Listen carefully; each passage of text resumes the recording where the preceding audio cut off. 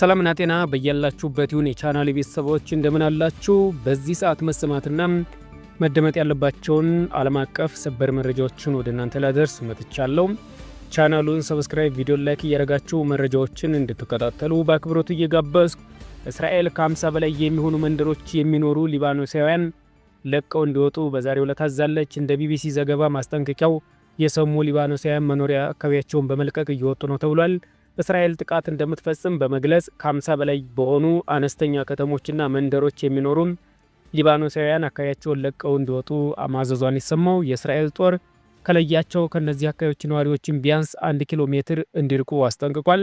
የእስራኤል ጦር ያስተላለፈው ማስጠንቀቂያ ለራሳችሁ ደህንነት ሲባል ቤታችሁን በአስቸኳይ ለቃችሁ ቢያንስ ከመንደራችሁ 1000 ሜትር ወደ ግልጽ ስፍራ እንድትሄዱ ይሁን ሲል መመሪያው ሰጥቷል። ማንኛውም የሂዝቦላህ አባላት ተቋማት ወይም ወታደራዊ ቁሳቁሶች ቅርብ የሆነ ሰው በህይወቱ ለአደጋ ያጋልጣል በማለት መንደሮቹን በዝርዝር አስፍሯል። እስራኤል ጦርን ማስጠንቀቂያን የሰሙ ሊባኖሳውያንን ከተጠቀሱት አካባቢዎችም ለቀው እየወጡ እንደሆነ መረጃዎች ያመለክታሉ። ይህ በእንዲህ እንዳለ የአሜሪካ እስራኤልና ኢራን ጦርነት በዛሬው ዕለት 3ኛ ቀኑን የያዘ ሲሆን በርካታ ክስተቶች ተስተናግደዋል ሲል ቢቢሲ ይዞት የወጣው መረጃ አመልክቷል። የእስራኤል አየር መከላከያ ስርዓት ኢራን አሽኬሎን ውስጥ የተፈጸመችውን ጥቃት አክሽፏል። አሜሪካና እስራኤል ከኢራን ጋር የጀመሩት ጦርነት 3ኛ ቀኑን አስቆጥሯል። ሁሉም ወገኖች ከፍተኛ የአየር ድብደባ በመፈጸም ላይ ይገኛሉ።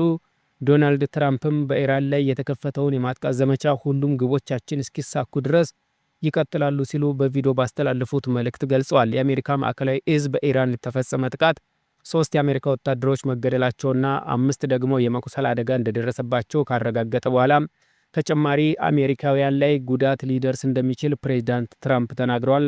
ሰኞ ማለዳ ላይ ሂዝቦላህ ወደ እስራኤል ሮኬቶችን መተኮሱን ተከትሎ ቴል አቪቭ የቡድን ኢላማዎች ናቸው ባለቻቸው በሊባኖስ የሚገኙ አካባቢዎች ላይ ጥቃት መሰንዘሯን ጀምራለች። በዚህ ሰዓት የአሜሪካና እስራኤል በኢራን የሚገኙ የሴቶች ትምህርት ቤቶች ላይ በፈጸሙት ጥቃት ቢያንስ 153 ሰዎች መገደላቸውን የአገሪቱ መንግስት ገልጿል።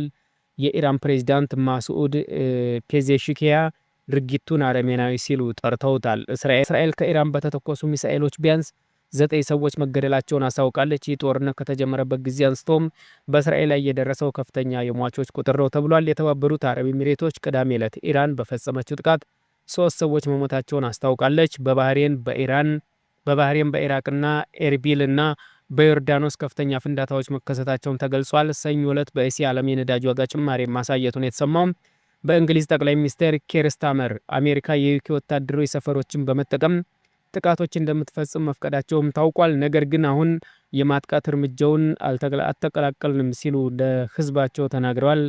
በሳይፕረስ የሚገኘው የዩኬ ጦር ሰፈር በቆጵሮስ በሚገኝ አንድ የጦር ሰፈር ላይም በተፈጸመ የድሮን ጥቃት ምላሽ መስጠቱ ተሰምቷል። ይህ በእንዲህ እንዳለ ኢራንን ለማጥቃት አሜሪካ የጦር ሰፈሮችን እንድትጠቀም ፈቅጃለሁ ስትል እንግሊዝ መግለጫ ሰጥታለች።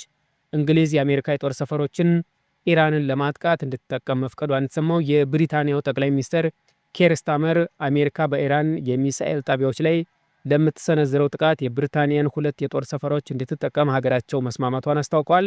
የዩናይትድ ስቴትስ የብሪታንያ የጦር ሰፈሮች ውስጥም ለሆኑ የመከላከያ ዓላማ ለመጠቀም ፍቃድ ጠይቃለች ያሉት ስታመር ሀገራቸው ጥያቄውን መቀበሏን በኤክስ ገጻቸው ባስተላለፉት መልእክት አስታውቋል። እስካሁን በነበረው ሂደት እንግሊዝ በአሜሪካና እስራኤል ጥምር ጥቃት በቀጥታ ባትሳተፍም የኢራን አካሄድ ግዴለሽነት የተሞላበት የብሪታንያን ሕይወት ለአደጋ የሚያጋልጥ በመሆኑ ይህን ውሳኔ ለማሳለፍ እንደተገደዱ ጠቅላይ ሚኒስትሩ ገልጸዋል።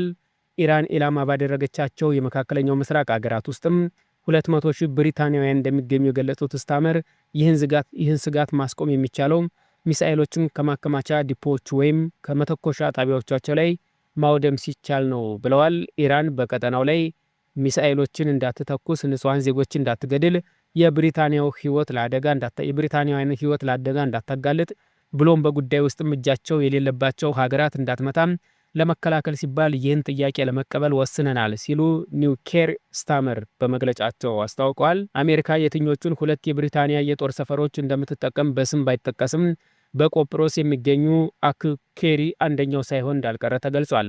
ይህ በእንዲህ እንዳለ የጠቅላይ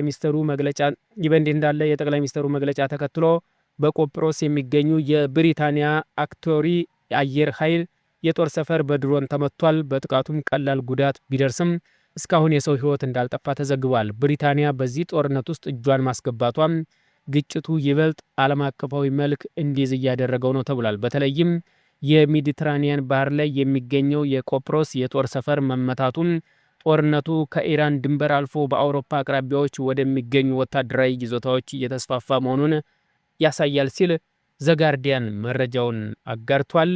ይህ በእንዲህ እንዳለ ፈረንሳይ በኒኩለር ኃይል የምትሰራውን ግዙፏን ሻርል ደጎል የጦር አውሮፕላን ተሸካሚ መርከብ ወደ ምስራቃዊ ሜዲትራኒያን እንድታመራ በአስቸኳይ ማዘዟን የሰማው ይህ ውሳኔ የተላለፈው በኤሚሬትስ ዩናይትድ አረብ ኤሚሬት የሚገኘው የፈረንሳይ ጦር ሰፈር በኢራን ድሮኖች መመታቱን ፕሬዚዳንት ኢማኑኤል ማክሮ ካረጋገጡ በኋላ ነው።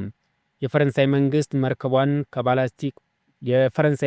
መርከቧን ከባልቲክ ባህር ላይ ለውጦ ወደ መካከለኛው ምስራቅ የላከው የሀገሪቱን ዜጎች በጅምላ ለማስወጣትና በቀጠናው ላይ እየደረሰ ያለውን ያልተመጣጠነ ጥቃት ለመመከት እንደሆነ አስታውቋል። ማክሮ ፈረንሳይ በመጀመሪያም አሜሪካና እስራኤል ጥቃት ውስጥ እጅ እንዳልነበራት ቢገልጹም አሁን ግን የራሷ ጦር ሰፈር መመታቱ ሀገሪቱ ራሷን ለመከላከል እርምጃ እንድትወስድ አስገድዷታል ሲሉ ተናግረዋል። የቻናል ቤተሰቦች ለሰዓቱ የነበረኝ አጭር መረጃ ይህን ይመስል ነበር። ከቆይታ በኋላ በሌላ መረጃ እስከምንገናኝ መልካም ጊዜ ይሁንላችሁ።